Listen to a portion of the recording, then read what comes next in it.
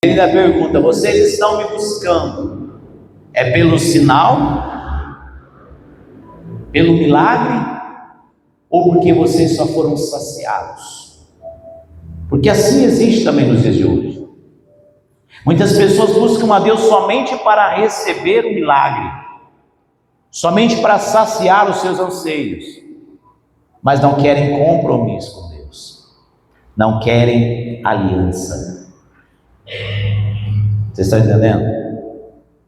Muitos buscam a Deus para suprir as suas necessidades básicas, mas não querem realmente ter uma aliança com Deus. E ele continua dizendo, eles falaram para ele, perguntaram: o que você fez para que a gente venha crer em você? Nossos pais comeram o maná no deserto, como está escrito: deu-lhes a comer o pão do céu. Alguém aqui conhece dessa passagem do maná do deserto? Alguém conhece? Quem conhece, levanta a mão, deixa eu ver. Como que foi o maná do deserto? Quem lembra?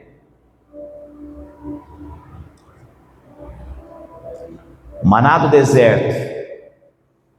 Os filhos de Israel estavam caminhando no deserto e o Senhor fazia chover pão do céu.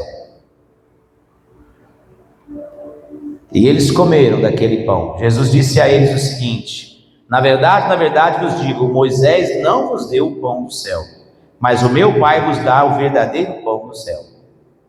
Porque o pão de Deus é aquele que desceu do céu e dá vida ao mundo. E disseram-lhe, pois: Senhor, dai-nos desse pão, dai-nos sempre desse pão. Quer dizer, as pessoas querem o pão, as pessoas querem vida eterna, mas nem todos estão dispostos a renunciar ao pecado, renunciar àquilo que desagrada a Deus, né? E Jesus lhe disse: eu sou o pão da vida, aquele que vem a mim não terá fome, e todo aquele que vem a mim não terá fome, e quem crer em mim nunca terá sede. Mas já vos disse que também vós me vistes e contudo não credes.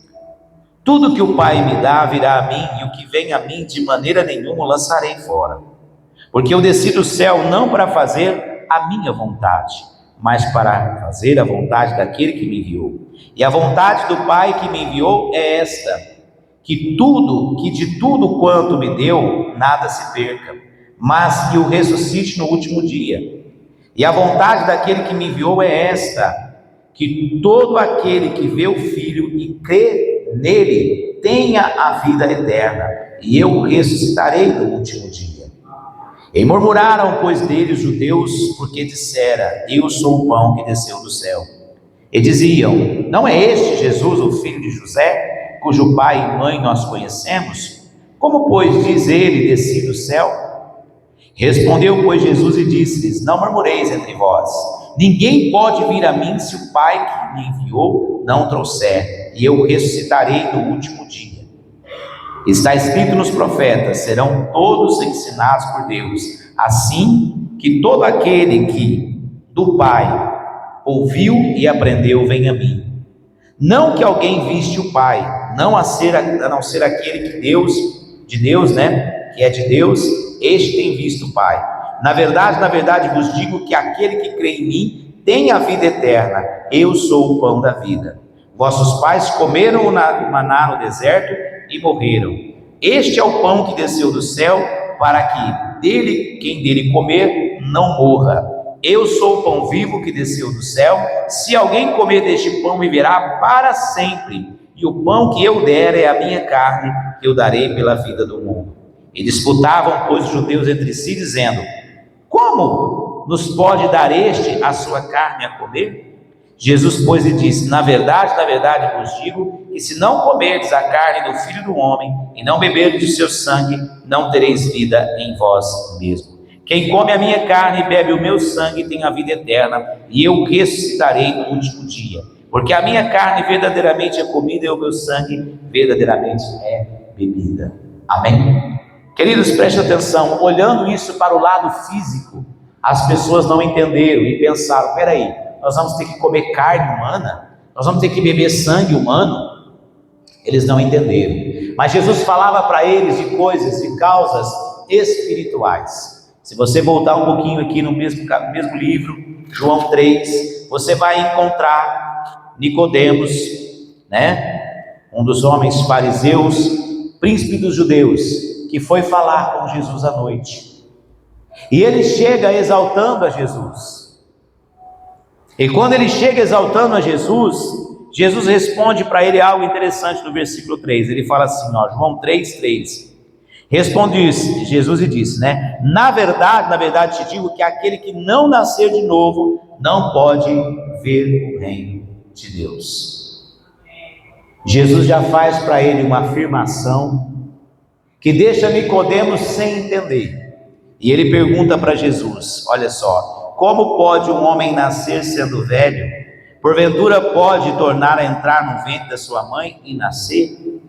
E Jesus respondeu para ele, na verdade te digo que aquele que não nascer da água e do Espírito não pode entrar no reino de Deus. O que é nascido da carne é carne, o que é nascido do Espírito é Espírito. Amém? O que significa isso, irmãos? Como que Jesus é o pão? Jesus é a palavra que nos alimenta. Esse é o verdadeiro pão. Amém? No livro de João também aqui, capítulo 1, ele vai dizer o seguinte para nós, que antigamente ele era somente o verbo estava com Deus e o verbo era Deus, e o verbo se fez carne e habitou entre nós. Amém? Então o que acontece? O verbo é a palavra. Jesus, ele é a própria palavra que sai da boca de Deus, e todo aquele que se alimenta da palavra, ele tem a sua vida transformada, e é de dentro para fora. O que ele estava dizendo para Nicodemos, que era necessário nascer de novo. O que é nascer de novo, pastor? Biblicamente falando, para você entender, é que todas as informações que nós recebemos, desde a época que nós nascemos até hoje, né? Antes de aceitarmos a Jesus, nós tínhamos um tipo de informação, talvez uma informação de religiosidade, uma informação que não estava de acordo com a palavra de Deus. Mas o dia que você aceitou a Jesus como o único e suficiente Salvador da sua vida, a sua vida foi transformada, a sua vida foi renovada. Amém? Quem está compreendendo? Amém? A nossa vida começa no dia que nós aceitamos a Jesus. De repente você hoje está com 50 anos, com 60, mas você tem 3 anos de convertido. Então a sua vida começou agora. Se alguém perguntar para você quantos anos você tem, você pode dizer, eu tenho 3 anos de idade. Amém? Eu tenho 52, mas eu me considero como 30 anos. Por quê? Porque faz 30 anos que eu entreguei a minha vida para Jesus. Porque a nossa vida começa, a verdadeira vida eterna, começa quando nós aceitamos a Cristo como o único e suficiente Salvador da nossa vida. Você começa a ter a sua vida renovada e transformada, lavado pela água do Espírito. O Espírito Santo entra na tua vida e ele começa a transformar e mudar de dentro para fora. Amém? Começa a mudar de dentro para fora. E essa mudança você talvez nem perceba, né? As pessoas olham para você e falam, poxa vida, você mudou, você está diferente, né? Seu comportamento mudou. Isso é algo muito sério. Isso é algo interessante. Então aqui Jesus falou para Nicodemos e ele ficou preocupado, ele ficou perturbado. Não tem como o homem nascer sendo velho, é impossível. Então Jesus falou para ele assim, olha só, Jesus falou para ele, o que é na verdade, o que é nascido da carne é carne. Amém? Olha só, ele fala no versículo 6, o que é nascido da carne é carne, e o que é nascido do Espírito é Espírito. Não te maravilheis em ter te dito, é necessário vos é nascer de novo. O vento assopra para onde quer e ouve a sua voz, porém não sabe de onde vem, nem para onde vai. Assim é todo aquele que é nascido do Espírito. Amém? Glória a Deus. É necessário nascer do Espírito. Por que nascer do Espírito, pastor? Porque quando você nasce do Espírito, você passa a obedecer a voz do Espírito e para de obedecer a tua carne. E aí você começa a ter domínio próprio. Amém? Abra a tua Bíblia lá no livro de Gálatas para você ver. Gálatas capítulo 5. Quando nós somos guiados pelo Espírito de Deus, o nosso comportamento muda. Ele começa a agir em áreas da nossa vida que a gente não sabe. Ele começa a tocar, ele começa a mover. Amém? Olha só, Gálatas 5. Paulo fala aqui aos irmãos da igreja de Gálatas, e ele fala, a partir do versículo 16, ele diz assim: digo, porém, andai em espírito, e não cumprireis a concupiscência da carne. Então, quando Jesus falou para aquela multidão que era necessário eles comerem da sua carne, Jesus agora começa a aprofundar o ensinamento. Jesus agora começa a pegar mais pesado com aquele povo. Amém? Jesus começa a pegar mais pesado, você vai ver daqui a pouquinho. Então aqui o Espírito Santo falou assim, através de Paulo: digo, porém, andai em espírito, e não cumprireis a concupiscência da carne, porque a carne cobiça contra o espírito, e o espírito contra a carne, e esses se opõem um ao outro, para que não façais o que quereis. Quantas vezes você já você falou: olha, eu vou fazer uma consagração, eu vou fazer um jejum, e você quebrou esse jejum no meio do caminho? Já aconteceu com alguém isso? Já aconteceu? É ou não é? Por que acontece? Porque muitas vezes a nossa carne fala mais alto. É ou não é? Aí você começa a santificar, você fica um período sem comer, aí a carne já começa a reclamar, você começa a sentir fome, sentir dor de cabeça, sentir fraqueza. Isso é um sintomas da carne, lutando para que você vá o quê? Se alimentar. E se você ceder, você fez a vontade da carne. Mas se você permanecer ali, daqui a pouquinho as coisas começam a mudar. Amém? Porque a sua própria carne, ela vai buscar no seu organismo aonde há depósitos para se manter. Olha só. Então ela para de reclamar, aí você consegue. Aí você começa a dominar a tua carne, você começa a ter um autocontrole, né? Porque as obras da carne, está dizendo aqui, elas são manifestas. Olha, mas se sois guiados pelo Espírito, não estão debaixo da lei, porque as obras da carne são reconhecidas, né? São conhecidas, as quais são adultério, prostituição, impureza, lascívia, idolatria, feitiçaria, inimizades, porfias, emulações, iras, pelejas, dissensões, heresias, invejas, homicídios, bebedices, glutonarias e coisas semelhantes a estas, acerca das quais vos declaro, como antes já vos disse, que os que cometem tais coisas não herdarão o reino de Deus. Mas se sois guiados, mas o fruto do Espírito é o quê? Amor, gozo, paz, longanimidade, benignidade, bondade, fé, mansidão e temperança. E contra essas coisas não há lei. Os que são de Cristo crucificaram a carne com as suas paixões e concupiscências. Se vivemos em espírito, andemos também em espírito. Não sejamos cobiçosos de vanglória, irritando-nos uns aos outros e invejando-nos uns aos outros. Amém? Volta lá em João 6 para a gente dar continuidade. Jesus começa agora a apertar o ensinamento. Se nós olharmos lá no livro de Lucas, você vai encontrar uma passagem, Lucas 10, onde Jesus tinha uma igreja praticamente com 70 obreiros. Jesus tinha um povo que fazia a obra com ele, 70 discípulos. E a palavra de Deus, ela fala que Jesus comissionou eles para irem de 2 em 2. Jesus deu a eles poder para expulsar os demônios, para curar os enfermos. E Jesus enviou eles na frente para todas as cidades aonde ele deveria passar. E eles chegavam e anunciavam: olha, é chegado a vós o reino de Deus. Amém? Jesus falou para eles: ide, curai os enfermos, expulsai os demônios, fazei a obra.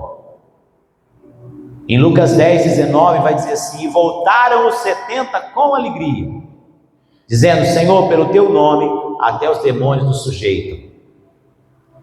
E Jesus falou: olha, eu via Satanás como um raio cair do céu. E ele falou: eis que vos dei poder para pisar de serpentes e escorpiões, e toda a força do inimigo, e nada vos fará dano algum. Só que Jesus fala algo mais profundo para eles: não alegrei-vos porque os demônios vos submetem, mas alegrai-vos antes porque o vosso nome está escrito no céu. Amém? Porque, irmãos, hoje você vê grandes sinais, grandes prodígios aí, pessoas fazendo grandes sinais através do nome de Jesus. Uma pessoa que entende esse código, que entende essa chave, ela pode até estar vivendo em pecado, ela pode até ser uma pessoa adúltera, uma pessoa totalmente com a vida bagunçada, mas se ela tem essa chave, que é o nome de Jesus, ela usa essa autoridade no mundo espiritual, ela expulsa demônio, ela opera sinais, ela opera maravilhas. Pastor, não é possível um negócio desse. É possível.